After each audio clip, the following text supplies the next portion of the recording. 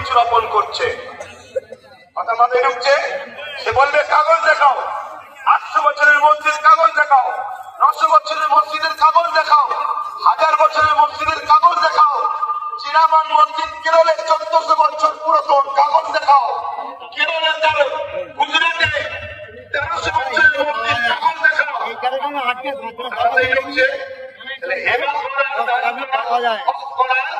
পদ্ধতি আছে, আমার কথা মানিয়ে বুঝতে একটু মন দিয়ে শুনুন ধৈর্য ধরে। ব্যাপারটা না জানলে আপনাদের ইন্টারেস্ট আসবে না। ব্যাপার যদি জেনে যায়, আমার বিশ্বাস আমার কেন্দ্রীয় সরকার যাকে গুরু বলে মানে আমেরিকা ডোনাল্ড ট্রাম্পকেও নিয়ে এলো, ভারতের ইতিহাসে ওয়াকফকে নিতে পারবে না, যে চ্যালেঞ্জ যাচ্ছি আমি আপনাদের কাছে।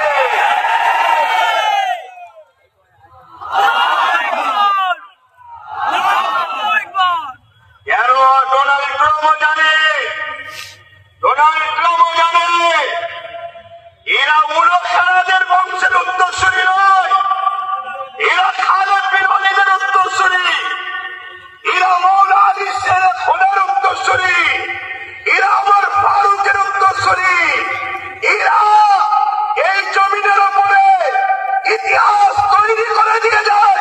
কখনো এরা কারো কাছে মাথা নত করতে সেখানে সংখ্যা কম হতে পারে, অস্ত্র নাও থাকতে পারে, রাজপালার নাও থাকতে পারে।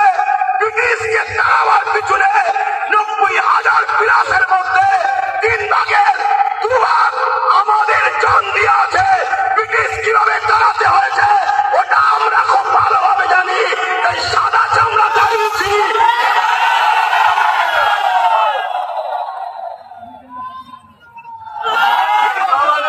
জানতে হবে ওয়াকফ কি, এটা জানতে হবে। এই ওয়াকফ হাজার বছর ধরে চলে আসছে। শুনুন একটু ভাই, আমি বুঝাতে চাইছি। আর যদি বলেন যে না 2-4 কথা বলে যে ছেড়ে দেন, ছেড়ে দিচ্ছি, তাহলে একটু বুঝুন। আমাদের হাজার বছরের পূর্বপুরুষরা মুসলিম সমাজের বিকাশের জন্য, মুসলিম জাতির উন্নতির জন্য তারা তাদের মেহনতের উপার্জনের অর্থ সম্পদকে আল্লাহর রাহে দান করেছে। সেই সম্পদ টোটাল ভারতবর্ষে অনেক খাতা কলমে পাওয়া গেছে 27 লক্ষ বিঘে সম্পদ।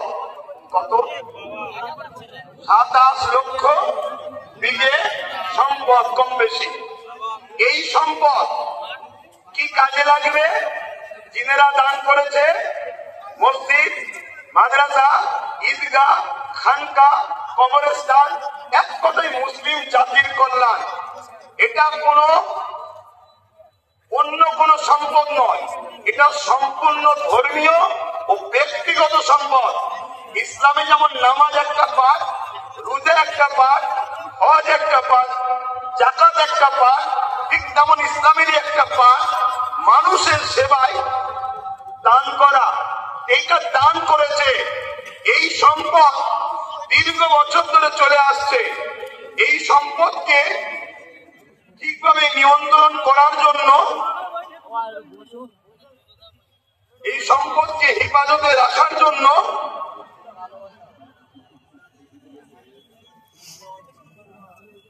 সর্বপ্রথম ভারতবর্ষে 1954 প্রথম একটা আইন তৈরি করা হয়। কংগ্রেস পিরিয়ড চলছিল। তাদের কাজকে আমি খুব একটা খারাপ বলবো না।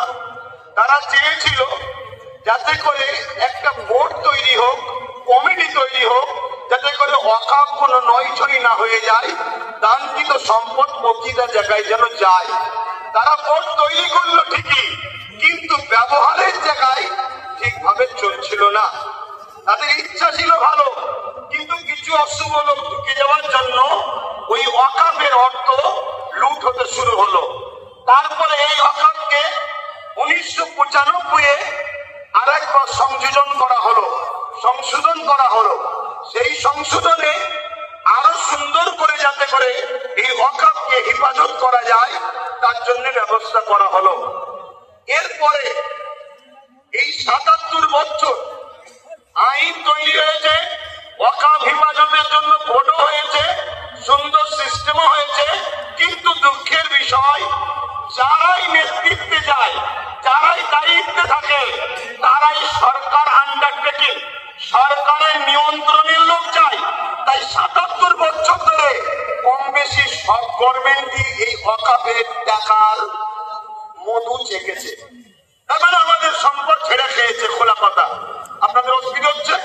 আমাদের সম্পদের টাকা সবকটাই ছেড়ে খেয়েছে। কিন্তু হঠাৎ করে বিগত 10 বছরও কেন্দ্রে যে সরকার আছে সেও ওয়াকফের টাকার মধু খেয়েছে। কিন্তু একটা প্রশ্ন, হঠাৎ করে এই ওয়াকফকে কেন আইন করে নিজেদের কবজায় নিবার ষড়যন্ত্র করছে, এটা আমাদের ভাবতে হবে। এই জায়গাটা হলো পয়েন্ট। তার আগে আমি আপনাদের বলি, আমার রাজ্যে যিনি বর্তমান সরকার আছে, আমার রাজ্যে যিনি বর্তমান ক্ষমতায় রয়েছে, ইনি সাচার কমিটির রিপোর্ট অনুযায়ী আমাদেরকে কি ওয়াদা করে এসেছিল, ইনার আগে যে বাম সরকার ছিল সেই বাম সরকার নাকি 20,000 কোটি টাকা ওয়াকফ সম্পত্তি লুটপাট করেছে। অতএব আমি যদি ক্ষমতায় আসি মুসলমানদের ওয়াকফ উদ্ধার করে দেবো, এটা বলেছিল না বলেনি? হাত তুলে বলবেন বলেছে না বলেনি? হাত তুলে বলেন বলেছিল না বলেনি? এই ওয়াদা করেছিল। আরো অনেক কথা, 10,000 মাদ্রাসা, ফুরফুরা শরীফের রেল, ইটা সিটা, বাড়িতে বাড়িতে, মানে দুনিয়ার যা ফেকার ফেঁকেছিল আমরা মূর্খর মতো নিয়েছিলাম। ওটা ছেড়ে দেন, আমি একটা টপিক নিয়ে আলোচনা করছি। তাহলে ইনি বলেছিলেন উদ্ধার করে দেবো, কিন্তু উনি এসেছেন 2011, আজকে 24, দীর্ঘ 13 বছর প্লাস হতে যাচ্ছে। কিন্তু দুঃখের সাথে বলতে হয় একটা সম্পদ উদ্ধার হয়নি।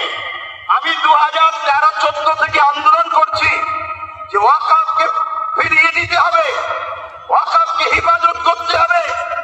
রাজ্যে যে সরকার আছে তিনি একবার বেগম রোকেয়া রিসার্চ সেন্টার ওয়াকফ ভবন বলে একটা শিলান্যাস করেছিল, ওই শিলান্যাসই হয়েছে, একটা পর্যন্ত কোনো ইট গাঁথা হয়নি। কেন? সব সেটিং ভাবে চলছে। এদের সবার বাপ, সবার মাথায় মনে রাখবেন আরএসএস বসে আছে। ওদের সমস্ত সম্পদকে আরএসএস এর ভান্ডে দিতে হবে, এটাই হলো ইনাদের মূল পরিকল্পনা। কেন? পুরো দেশ এখন কোন জায়গায় মোদি বসতে পারে, কোন জায়গায় শাহ বসতে পারে, কোন জায়গায় মমতা বসতে পারে, কোন জায়গায় অন্য কেউ দিল্লিতে, অন্য কেউ নামে বসতে পারে। কিন্তু মনে রাখবে সবার মাথাতে এই আরএসএস বসে আছে। তাই আরএসএস এর বিনা হুকুমে এরা কখনো কিছু করতে পারবে না। তাই ওয়াকফ ভবন তো শিলান্যাস হলো, কিন্তু টাল বাহানায় ওয়াকফকে রেজিস্ট্রেশন করা, তুলে আনা, এমন কোন ব্যবস্থা করলো না। এবং মনে রাখবেন আজকে আইন করার পিছনে উদ্দেশ্যটা কি? এই আইন করার পিছনে উদ্দেশ্য হলো, এখন দেখে দেখে অনেক বিষয় পড়তে গেলে অনেক সময় লেগে যাবে। ৭৭ বছর ধরে কম বেশি সবাই খেয়েছে, এই টুকটুক টুকটুক করে সবাই খেয়েছে। কেন্দ্র সরকার চাইছে টুকটুক করে খেয়ে লাভ নাই, সব তো আমার হাতে, সব তো আমার হাতে। প্রধানমন্ত্রী আমার, স্বরাষ্ট্রমন্ত্রী আমার, সব আমার। কোর্টকে আইন অবশ্যই সম্মানের, কিন্তু কোর্টের মধ্যে অনেক জজও আমার, লয়ারও আমার। পেশার দিয়ে অনেক কিছু করে নেব। তার প্রমাণ হলো 1.5 ঘন্টার মধ্যে সাম্বালের মসজিদের জন্য আদেশ চাইল, সঙ্গে সঙ্গে দিয়ে দিল। অথচ আমার কলিকাতার সেই ভুলটা কোথায়? আরজি করে কোথায়? আরজি করে আজকে সেই ভুল ইনসাফ পেল না। 1.5 ঘন্টার মধ্যে মসজিদের তলায় কি আছে খোলার জন্য রায় পেয়ে যায়। এটা কি সেটিং ছাড়া অন্য কিছু হতে পারে? এটা সেটিং ছাড়া অন্য কিছু হতে পারে? এইভাবে কেন্দ্র সরকার দেখছে টুকটুক করে খেয়ে হবে না, টুকটুক করে নিয়ে হবে না। সবই তো আমার, প্রত্যেক জেলার, প্রত্যেক রাজ্যের সিএমও তো আমাদের, প্রত্যেক জায়গায় ডিস্ট্রিক্ট ম্যাজিস্ট্রেট শুরু করে সব দপ্তরই আমাদের। 2024 সংশোধনের নামে ওয়াকফ সম্পদকে পুরো কবজা করে নাও। 44টা 1995 এর যে আইন হয়েছিল তা থেকে 44টা চেঞ্জ করতে চেয়েছে। তার মধ্যে কয়েকটা রিপোর্ট আপনাদের বলছি। সর্বপ্রথম ধর্মের মধ্যে বিভাজন করতে চেয়েছে, বলতে চেয়েছে শিয়া সুন্নি দুটো বোর্ড হবে। বিজেপি চায় যত মুসলমান টুকরো টুকরো হবে, ভাগ ভাগ হবে, তত বিজেপি ফায়দা হবে। তাহলে শিয়া সুন্নি দুটো বোর্ড করতে চেয়েছে। যারা বলে এক দেশ এক ভাষা এক ভোট, তারা আবার হঠাৎ করে ওয়াকফকে দুটো ভাগ করছে কেন? আমাদের মধ্যে টুকরো টুকরো ছোট ছোট করে দিতে চাইছে। কি করতে চেয়েছে? এর মধ্যে চেয়েছে 20 জনের কমিটি ছিল সেন্টারে, সেটাকে 21 জনের কমিটি করতে চাইছে। 11 জন অমুসলিম ভাইকে ঢুকাতে চাইছে। আমি সম্মান, শ্রদ্ধা, ভালোবাসা রেখে, সম্প্রীতি রেখে আমার অমুসলিম ভাইদের বলবো, ভাই মনে দুঃখ নেবেন না, এটা আমার ছেলের সম্পদ, এটা আমার ছেলের রুজি রুটি, এটা আমার বাচ্চার হক, আপনি মেরে নেবেন না আমার সোনার ভাই। আপনার দেওবন্দ সম্পদ আছে, সেখানে যদি আমরা মুসলমান বলি আমাদেরকে ঢুকাতে হবে। খ্রিস্টান ভাইদের সম্পদ আছে, আমরা মুসলমান যদি বলি সেকুলারের নামে ধর্ম নিরপেক্ষ দেশ আমাদেরকে ঢুকাতে হবে। এটা অন্যায় হবে। কেন? দেওবন্দ সম্পত্তি হিন্দু ভাইদের, তাদের বাচ্চাদের অধিকার, তাদের ধর্মীয় অধিকার, তাদের সংস্কৃতির অধিকার, সেখানে যেমন আমার যাওয়াটা উচিত হবে না। তাই আমার অমুসলিম ভাইদেরকে বলবো, কেন্দ্র সরকার আজকে আমার বাচ্চার রুটি কাটতে চাইছে, আমার মসজিদের আজান বন্ধ করতে চাইছে, আমার ধর্মীয় কালচারকে মিটাতে চাইছে। তাই খারাপ নেবেন না, আমাকে কমনাল মনে করবেন না, আমি সত্য কথা বলছি। আমার অধিকার কেন্দ্র সরকার মেনে নিতে চাইছে। তাই 21 জন কমিটির মধ্যে 11 জন অমুসলিমকে ঢুকাবে। সংখ্যা গুরু অমুসলিম হয়ে গেল। যে কোনো সময় বাকি 10 জনকে ল্যান্ড করে বাঁধতে দেবে।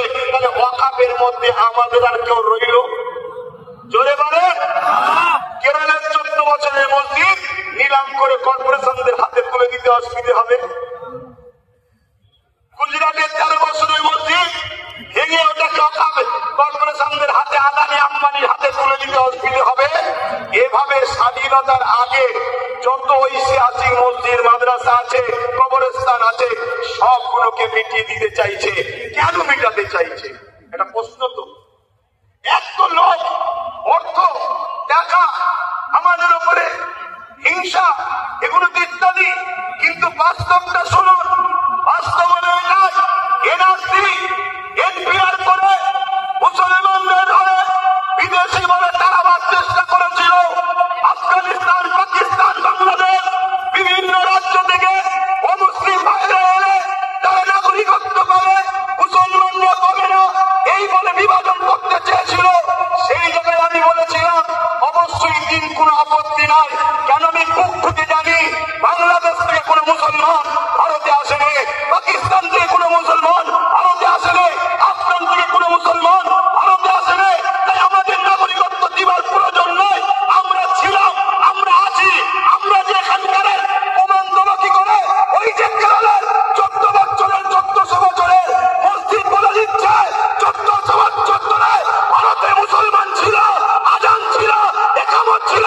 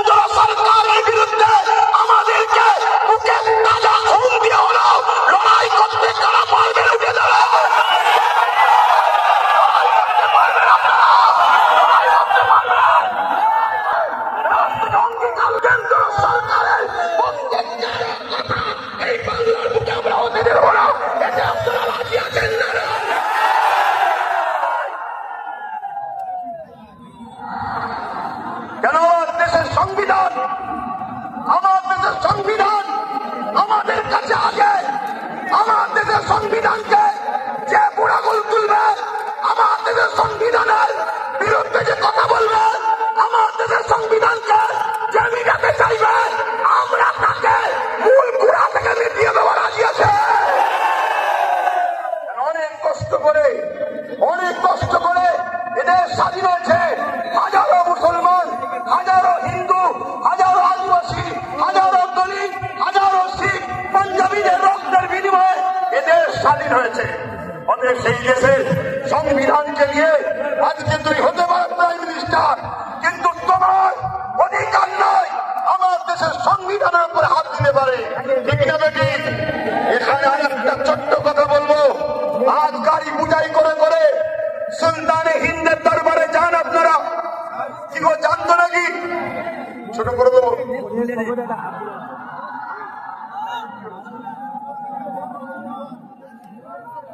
শোনে, অসুবিধা হচ্ছে আপনাদের? আমি আন্দোলনে নামিনি, নেমেছি যখন এর সাত শেষ দেখে ছাড়বো, কিন্তু আপনারা আছেন তো নাকি? মনে রাখবেন।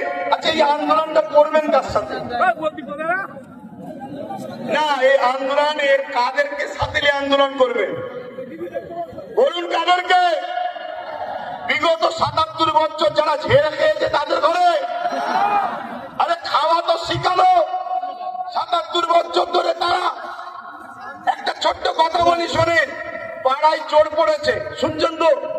পাড়ায় চোর পড়েছে, সবাই বলছে চোর ধরো, চোর ধরো, চোর ধরো। ওই ভিড়েতে চোরও ঢুকেছে, বলছে চোর ধরো, চোর ধরো, চোর ধরো। শুনছেন না শোনেন? আমরা কতটা নসিব ফাঁকা দেখুন। আমাদের নিজেদের কর্মের জন্য আমাদের সংখ্যালঘু মন্ত্রীকে, যে কিনা মুসলিম নয়, শুনছেন তো নাকি? আমাদের ওয়াকফ নিয়ে বিরোধী দল হয়ে যেতে হয়ে চিল্লাবে কে? যে কিনা মুসলমান নয়। আজকে বুকে হাত দিয়ে বলুন, আব্বাস সিদ্দিকীকে আজকে মনে পড়ছে না পড়েনি? আজকে বলুন। আমি বলেছিলাম চেয়ারে একটা পায়া দরকার, মনে পড়ছে? বলেছিলাম মনে পড়ছে? আজকে বলুন, টোটাল ভারতবর্ষে যদি বা বাংলা থেকে যদি ২-৫টা নওশাদ সিদ্দিকীর মতো যদি সেন্টারে পাঠানো যেত, তাহলে বিল করার সাথে সাথে চেয়ার ছুঁড়ে মারত। সংবিধানের বিরুদ্ধে কথা বলছিস, কিন্তু আজ আমরা লোভে পড়ে গেলাম বা জালিমদের লুটাতে আমরা হেরে গেলাম। কিন্তু মনে রাখবেন, এই লড়াই অনেক দিন কালের। আগামী দিন অস্তিত্ব বাঁচাবার জন্য যেমন আমাদেরকে রাজপথে সংবিধানের অধিকার নিয়ে লড়াই করতে হবে, ঠিক তেমনি সংবিধানের অধিকার নিয়ে নিজেদেরকে বাঁচার জন্য, নিজেদের ওয়াকফ বাঁচাবার জন্য একটা চেয়ারের পায়ারও দরকার আছে না নাই? আছে না নাই? মনে রাখবেন, আমাদের ঘরে এখানেও দরকার, ওখানেও পাঠাতে হবে। যখনই সংবিধান বিরোধী কিছু কথা হবে, তখনই তারা লড়বে। আজকে বলুন, আব্বাস সিদ্দিকী ভুল করেছিল? এই গত দুদিন আগে পার্লামেন্টে আমার পশ্চিম বাংলার বিধানসভায় ওয়াকফ নিয়ে আলোচনা হচ্ছিল। বড় বড় দাঁড়িয়ে রাখা মৌলী সাহেব কলকাতায় দাঁড়িয়ে বড় বড় ফুটানি দিচ্ছিল, ওর মধ্যে ঢুকে একটা ওয়াকফের পক্ষে কথা বলেনি, একটাও কথা বলেনি। আমি আপনাকে রিপোর্ট বলে যাচ্ছি, কেন? ও যদি কথা বলে পরের বার টিকিট পাবে না, তাহলে এইরকম যদি মুনাফিক মুসলমান আমাদের মাথায় বসে থাকে, তাহলে আমাদেরকে লুটবে না তো কাদেরকে লুটবে? এর জন্য আমাদের দোষ আছে না নাই? আগামী দিন বাচ্চাদের ভবিষ্যতের স্বার্থে, কেন ওয়াকফ হলো সব থেকে বড় ইস্যু, এটা যদি মিটে যায় তোমাদের সব অস্তিত্ব মিটে যাবে। ওয়াকফ যখন থাকবে না, তুমি ভারতের স্বাধীনতার আগে দেশ ছিলে, প্রমাণ দেখাতে পারবে না। আরে তোমার মসজিদে থাকার পরে প্রমাণ দেখাতে পারছো না, তারপরে মনে রাখবে তখন তোমাকে বলবে যদিও থাকে থাক, ভোটটা দিতে পারবে না। শুনছেন না শোনেন না? এ বিরাট বড় নাটক, অনেক বড় চেঞ্জ চলছে। মনে রাখবেন, বিগত দিন যা বলেছি আজকে সেটা ঘটছে না ঘটেনি। আজকে যেটা বলছি যদি ঘুমিয়ে থাকো, অগ্রাহ্য করো, তাহলে আগামী দিন কিন্তু কোনো ঘটবে, তখন কিন্তু আব্বাস সিদ্দিকী আর বলার জন্য থাকবে না। এটা বলে দিয়ে গেল।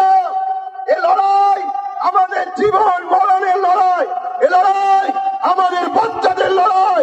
মুসলমান আমার কওমের ভাইরা, ওঠাও, অন্য সমাজের মানুষের সঙ্গে ওয়াকাবলি নিজেরা বন্ধুর মতো আলোচনা করো, তাদেরকেও বুঝাও যে ভাই এ লড়াই কোন হিন্দু মুসলমানের লড়াই নয়, এ লড়াই অন্য কোন জাতি ধর্মের বিরুদ্ধে লড়াই নয়। এটা কেন্দ্র সরকার বিভাজন লাগাতে চাইছে। এ লড়াই আমার অধিকার, আমার যেটা গণতান্ত্রিক রাইট, আমার সংবিধানের রাইট, এই রাইটকে কেন্দ্র সরকার লুটছে, এটা মানুষকে বুঝাও। আজকে ছোট্ট একটা কথা বলি, আজকে আজমির শরীফে নাকি হিন্দু ভাইদের কোন একটা বিশ্বাস শিবলিঙ্গর কি ধর্মীয় একটা কিছু ব্যাপার আছে। আমি ভাই কারো ধর্ম নিয়ে বেশি কথা বলা পছন্দ করি না, এটা প্রেমের জিনিস। কিন্তু আমি আমার হিন্দু ভাই, সনাতনী ভাই শ্রদ্ধার সাথে জানাচ্ছি, বলুন তো ভাই, যখন গাজা খাজা গরিবে নওয়াজ হুজুরের রওজা তৈরি হয় আজ থেকে প্রায় 800 বছর আগে, আলাউদ্দিন খিলজি তখন ছিল, তখন তো হিন্দুস্তানে হাজারো লাখো হিন্দু ভাইরা ছিল, আজমিরেও ছিল, কই তখন তো কেউ কথা তোলে নেই যেটা আপনি শিবলিঙ্গ আমাদের তীর্থভূমি আছে সেটাকে ভেঙে কেন আপনি করলেন? তারপরে আরো অনেক হুকুমতরা এসেছে, কই কখনো তো কোনো হিন্দু ভাই সনাতন ভাই আওয়াজ তোলে নেই।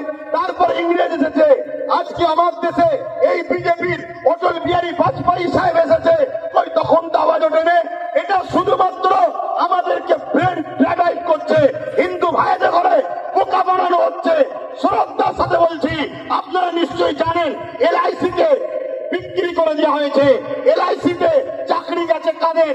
খারাপ নেবেন না, LIC মুসলমানরা চাকরি করে না, আমার হিন্দু ভাইদের চাকরি গেছে। হকারকে বন্ধ করে দেওয়া হয়েছে, কাদের কাছে চাকরি বলুন? আমার হিন্দু সনাতন ভাইদের। শুনুন আমার হিন্দু ভাইরা, সনাতন ভাইরা, শ্রদ্ধা দিয়ে বলছি, যতটা আপনি ভারতকে ভালোবাসেন আমিও ততটা ভালোবাসি। আমি আপনাকে ছোট করছি না, তবে আমার ধর্ম বলছে দেশকে ভালোবাসা, দেশের জন্য মরা, এটা আমাদের জন্য পুণ্যের কাজ। দেশকে আমরা এতটাই ভালোবাসি, তাই আপনাদেরকে শ্রদ্ধার সাথে জানাচ্ছি, মনে রাখবেন রেল বিক্রি হয়ে গেল, জিনিসপত্রের দাম কিভাবে চলছে, একটার পর একটা, কারেন্ট থেকে শুরু করে এয়ারপোর্ট থেকে শুরু করে সব বিক্রি হয়ে যাচ্ছে। তাই আইকে চোখকে ঘোরাবার জন্য এই সব ষড়যন্ত্র চলছে। আসুন আমার সনাতন ভাই, আদিবাসী ভাই, দলিত ভাই, সাঁওতাল ভাই, শিখ ভাই, পাঞ্জাবি ভাই, ভারত আপনার, ভারত আমার, ভারত আপনার, ভারত আমার। আমি বলছি ভারত আপনার, আপনার আপনার আপনার, আমি আপনার ভাই, আমারও ভারত। আসুন মিলেমিশে যেভাবে ব্রিটিশের কালো থাবা থেকে আমার দেশকে আজাদ করেছি, এই সকল অশুভ যারা দেশকে লুটছে এদের হাত থেকে আমরা দেশকে আবার নতুন করে ফিরিয়ে সুন্দর করে সাজাবার জন্য কাঁধে কাঁধ মিলিয়ে চলি। মনে রাখবেন আমার সনাতন ভাই, আদিবাসী ভাই, দলিত ভাই, সাঁওতাল ভাই, ভারতবর্ষ হল একটা গাছ, একটা বট গাছ বলেন আর যে কোনো গাছ বলেন, একটা শক্তিশালী বড় গাছ। এই গাছের অনেক শিকড় আছে, এই শিকড়ের নাম একটা সনাতন, একটা আদিবাসী, একটা দলিত, একটা সাঁওতাল, একটা বাগদি। মনে রাখবেন আমার ভাইরা, একটা শিকড়ের নামও মুসলমান। যদি একটা শিকড় কাটে গাছ দুর্বল হবে, অর্থাৎ দেশ দুর্বল হবে। মনে রাখবেন আমরা কারো দয়াতে খাই না, আমরা খাই রাজ্জাক আল্লাহর দয়াতে খেয়ে থাকি। তো ভাইরা আমার, এখানে মনে রাখবেন আজকে সব ষড়যন্ত্র চলছে, এই ষড়যন্ত্র থেকে আমাদেরকে খুব বুঝে বুঝে পা ফেলতে হবে। এই লড়াই হিন্দুদের বিরুদ্ধে নাকি আদিবাসী, সাঁওতাল, বাগদি, খ্রিস্টান না, কোন ভারতীয়দের বিরুদ্ধে লড়াই নয়। এই লড়াই সংবিধানের পক্ষে, সংবিধান মিটানোকারী কেন্দ্র সরকারের বিরুদ্ধে আমাদের এই লড়াই, ঠিক না বেটি? আজকে রাজ্য সরকারকেও এখান থেকে বলি, আপনাকে 35 বা 36টা MP দিয়েছে। আমার সরল প্রাণ ভাইরা ভালোবেসে দিয়েছে, ঠিক আছে, আপনাকে বিশ্বাস করেছে, এই বিশ্বাসের ন্যূনতম হকটা আদায় করুন। যদি আপনি বিশ্বাসের উপযুক্ত না হন, আগামী দিন আপনারও মুখমণ্ডলের মতো অবস্থা হবে, সেটা পরের বিষয়। কিন্তু বিশ্বাসের উপযুক্ত হন। এই ভারতবর্ষে, এই বাংলায় 35 বা 34টা MP দিয়েছে, 34টা। মনে রাখবেন, বিল অকবার নিলে হবে না। অনেকে বলছেন অকবার নয়, যদি ক্ষমতা থাকে, কিভাবে দিদিমণি আসার সময় পার্লামেন্টে সংবিধান উল্টো ধরে চিল্লাচ্ছিল, দেখেন না, ছিঁড়াছিড়ি করছিল, ওই রকম ওখানে বক্সিং মারবেন ভেতরে। কথা বুঝছেন না? বোঝেন না? শেষবার চান্স দিচ্ছি, শেষবার চান্স দিচ্ছি। এই লড়াই সংবিধানকে বাঁচাবার লড়াই, শুধু মুসলমানদের লড়াই নয়, সংবিধানকে বাঁচাবার লড়াই। আপনি সংবিধানের স্বার্থে করেন, আমাদের ভালো যদি নাও চান কমসে কম সংবিধানকে তো ভালোবাসেন, সংবিধানের স্বার্থে করেন। আরেকটা কথা রাজ্য সরকারকে বলে যায়, সেটা হলো এটাই, আপনার অনেক আইবি লোক আছে, পুলিশ বন্ধুরা রয়েছে, খবর আপনাদের কাছে চলে যাবে ঠিকই। শ্রদ্ধার সাথে বলছি, যে ওয়াদা করেছিলেন ওয়াকাফ ফিরিয়ে দাও, ফিরিয়ে দেব, এই ওয়াকাফকে ইমিডিয়েটলি ফিরিয়ে দেন। ওয়াকাফকে যারা দখল করেছে দখল মুক্ত করেন। এ কথা যখনই বলা হবে, রাজ্য সরকার কি বলে জানেন? যে ওইভাবে বুলডোজার আমি চালাতে পারবো না। কিন্তু আমরা দেখেছি এই রাজ্য সরকার গরিব হকারদের করে বুলডোজার চালিয়ে ভেঙেছে। দেখাচ্ছেন না? দেখান আমার হিন্দু ভাইরা, হিন্দু ভাইরা, সনাতন ভাইরা, আমরা আপনাদের দুশ্মন নয়, দুদি দুশ্মনের নজর আপনাদের দেখাচ্ছে। চশমা খুলে ভাইয়ের নজরে দেখেন, আপনাদের জন্য আমার জান দিতে প্রস্তুত আছি আমরা, ঠিক না বেঠিক? হ্যাঁ, আমার হিন্দু ভাইরা আমাদের নয়, তাই বলে দিলাম। তবে মনে রাখবেন, যদি মনে করেন, যদি কেউ মনে করেন যে আজ মনে হয় মুসলমানরা এসে গেছে এখানে সেন্টারে আমাদের, রাজ্যে আমাদের, সব জায়গায় আমাদের, তাহলে আমি বলবো সত্য এমন একটা জিনিস, সত্য এমন একটা জিনিস, পৃথিবীর সব মিথ্যা এক জায়গায় হয়েও সত্যকে মিটাতে পারে না। কিন্তু ইনসাফের স্বার্থে, ইনসানিয়াতের স্বার্থে বলে গেলাম। যাক, আমি সংক্ষেপ করছি, শেষ কথা আপনাদের কাছে বলি, আগামী দিন থেকে বলুন, এই লড়াই এখানে শেষ না চলবে, লড়াই এখানে শেষ না চলবে। এই লড়াইয়ের দুটো পন্থা আছে। একটা পন্থা হলো সংবিধান অনুযায়ী, সংবিধান যেভাবে রাইট দিয়েছে, সংবিধানের বাইরে গিয়ে আমি তাহলে নাই, সংবিধান অনুযায়ী কলিকাতার রাজপথ ধরে এই আন্দোলন পুরো দরকার হয়, একেবারে যেভাবে দখল নিয়েছে ওভাবে দখল নিতে হয়, লিয়া হবে। ঠিক আছে না বেঠিক? এক কথা বলেন, দরকার আছে না নাই?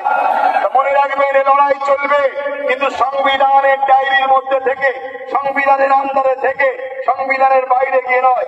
আর একটা কথা বলি, আপনারা বোকার মতো ছুটবেন না। ওই জায়গায় বললাম, চোর ফিরে ঢুকে বলছে চোদ্দর চোদ্দর চোদ্দর। যারা আন্দোলন করছে বিগত দিন তাদেরকে দেখা গেছে, যারা ওয়াকাফ ছেড়ে খায় তাদের মুখে মুখ দিয়ে গুজুর গুজুর করেছে। আমার একটু ভাষা খারাপ হয়, কারণ আমার ছেলে শুকিয়ে আছে, তো আমার ছেলে তো খেতে পারে, আমি তো গার্জেন, আমার বাচ্চা শিক্ষা পাইলে, আমার বাচ্চা করি, আমার বাচ্চা কলিকাতায় হোস্টেল পাচ্ছে না, পড়তে পারছে না, অথচ কলকাতায় ৩৩ খানা এতিমখানাকে দখল করে রেখেছে শাসক।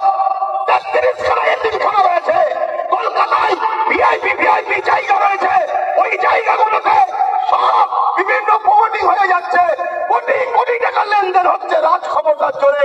এমনি বলিনি যে রাজ ক্ষমতা দরকার, এমনি বলিনি রাজ ক্ষমতা দরকার। আরে আব্বাস সিদ্দিকী আসবে না, ওই নওশাদকে দিয়েছে, ওটাই থাকবে তোদের সাথে। আমি আমার যেটা করছি করবো, কিন্তু তোমাদেরকে ভাবাচ্ছি, তোমরা ভাবো, তোমরা ভাবো। আজকে বিধানসভায় এতগুলো তো মুসলিম এমএলএ রয়েছে, এমপি রয়েছে, এই গত কদিনে, এই গত পরশু দিনে আলোচনা হয়েছে, কারো মুখে কথা নেই। তোমাদের নওশাদ, তোমাদের ভাঙরবাসী, তোমাদের নওশাদ, তোমরা গর্ব করো, তোমাদের নওশাদ। তোমাদের এই ভাঙরে পাওয়ার ক্রিকেট যখন তৈরি হয়, 3 বিঘে ওয়াকাফ জায়গা ঘেরে দিয়েছে। আমি বলে যাচ্ছি, 3 বিঘে ওয়াকাফের জায়গা পাওয়ার গ্রিডের নামে রেখে দিয়েছে। পাওয়ার গ্রিডের প্রয়োজন আছে না নাই ভাঙরবাসী জানে, ও বিষয়ে যাচ্ছি না। আরো জায়গা আছে তো, কিন্তু ওয়াকাফ নিবি কেন? কথা বুঝে আসছে? আমি একটা ছোট্ট কথা বলবো, অনেকে বলতে পারে নওশাদ কি করলো। আমি একটা কথা বলবো, ওর আমি বড়, আমার ধর্মে হিসাব অনুযায়ী ও আমার জুতো গুলি দিতে হবে, ওর বড় ভাই আমি, সম্মানের দিকে। কথা বুঝে আসছে? আমি ওর নাম করতেছি। আমি একটা ছোট্ট কথা বলবো, ভাঙরে এয়ারপোর্টের নামে জমি নিতে গেছিল, জানেন তো? নিতে পেরেছে? এটা তোমরা বেঁচে, তোমরা তোমাদের নিজেদের তকদিরকে, আল্লাহর হুকুম তো বটে, করেছো ভালো। কি যদি ও না থাকতো, অন্য কেউ থাকলে একদিন সই করে জমিলে লাখ লাখ হাজার হাজার মুসলমানদের ঘর উঠছে। কথা মানে ঢুকছে, কিন্তু ওই নেশার ঘোড়া কোনো কাটেনি। শুধু একটাই করো, যেখানে মুসলমান গুরুত্ব বেশি হয় কেস দিয়ে তুলে দাও, নাই ভোটাভুটিতে ভাগ করে করে দাও, আর না হয় জমি অধিগ্রহণ নামে কেড়ে দাও। তো ভাই আমি আর কথা বাড়াবো না, আগামী দিন আপনারা আমার সাথে আছেন তো নাকি? কথা বলুন, আছেন তো নাকি? একেবারে সত্য হাত তো, এটা একদম কোনো ধোকা নাই তো। অনেক কষ্ট করে যেতে হবে, গাড়ির পয়সা খরচ করে।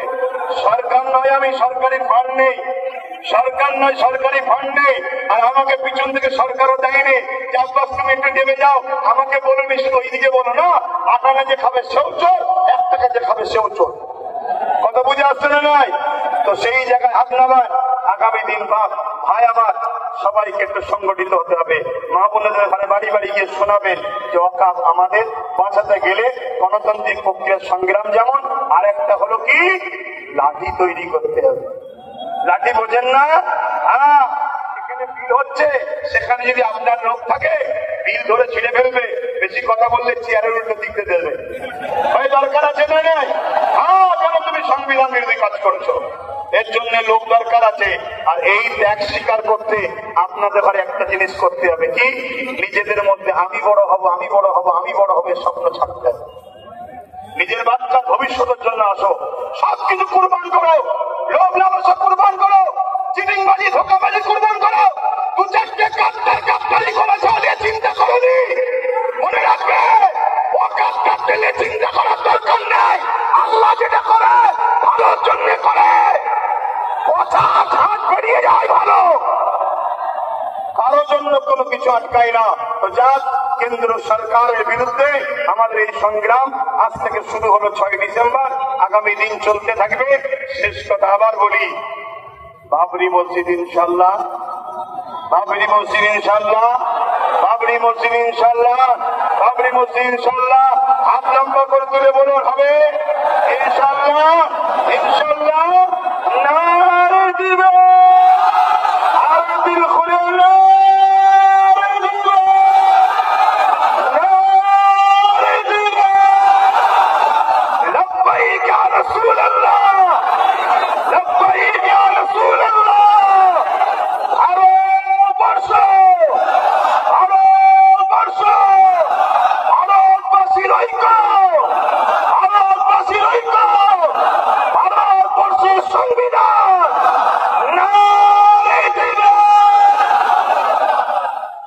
বন্ধুদের সঙ্গে আমাদের কোনো রাগ নেই, তারা আমাদের বন্ধু, তারা আমাদের বন্ধু। কিন্তু অশুভ লোকের হাতে ক্ষমতা চলে যাওয়ার জন্য পুলিশ বন্ধুরা বাধ্য হয় পরিবার, চাকরি, নিজের জানের হেফাজতের জন্য আমাদের উপরে লাঠিচার্জ করতে বাধ্য হয়। কথা বুঝে আসছে? তারা আমাদের বন্ধু, তারা কখনো চায় না, তারও তো ঘরে মা বোন বউ বাচ্চা আছে, তারাও তো একটা বদুয়ার কথা মনে করে যে হাই লেগে গেলে, বদুয়া লেগে গেলে শেষ হয়ে যাবে, আমার ছেলের ক্যান্সারে গেলে কি হবে। তাই তারা জুলুম করতে চায় না, কিন্তু বদমাইশ লোকের হাতে ক্ষমতা চলে যাওয়ার জন্য বদমাইশি করছে। কথা বুঝে আসছে? তো যাক, চিন্তা করার কিছু নেই। আমি এখানে সংক্ষেপ করছি, আস্তে আস্তে ঘরে যাবেন, আস্তে আস্তে ঘরে যাবেন। মনে রাখবে, দেশ আমাদের ছিল, আছে, থাকবে, সংবিধান ছিল, আছে, থাকবে, সরকার আছে, করে যাবে। কেন্দ্র সরকার যেটা করছে অন্যায় করছে। আসুন ছোট করে একটু দোয়া, আল্লাহুম্মা আমিন, আল্লাহুম্মা আমিন। আয় আল্লাহ, হাবিবের খাতিরে রহমত করে, দয়া করে